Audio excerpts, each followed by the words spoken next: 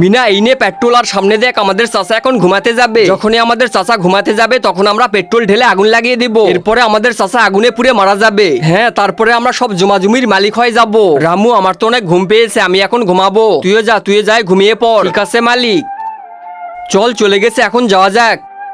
চল চল চল, তাড়াতাড়ি পেট্রোল ঢেলে দে। ঠিক আছে, এখন তাড়াতাড়ি চারি সাইড দিয়ে পেট্রোল ঢেলে দে। আরে মালিকের মোবাইল তো আমার কাছে, যাই দিয়ে আসি। তাড়াতাড়ি আগুন লাগিয়ে দে। ঠিক আছে, এখনই দিতেছি।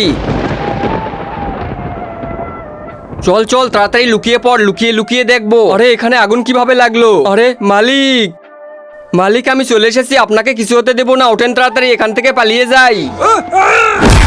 বন্ধুরা, তোমরা যদি আল্লাহর এই ছবিটিকে ভালোবাসো তাহলে ভিডিওতে একটি লাইক করে চ্যানেলটি সাবস্ক্রাইব করে দিবে, আর কমেন্টে অবশ্যই আল্লাহু আকবার লিখে যাবে। মালিক, আগুন এরা দুইজনই লাগিয়েছে। কি? তোমরা দুইজন তোমাদের চাচাকে মারার চেষ্টা করেছো। ছোটবেলায় তোমাদের মা বাবা মারা গেছে, আর ইনি তোমাদেরকে মানুষ করেছে, আর তোমরা ইনার সাথে এরকম করতে পারলে তোমরা মানুষই না, তোমরা শয়তান।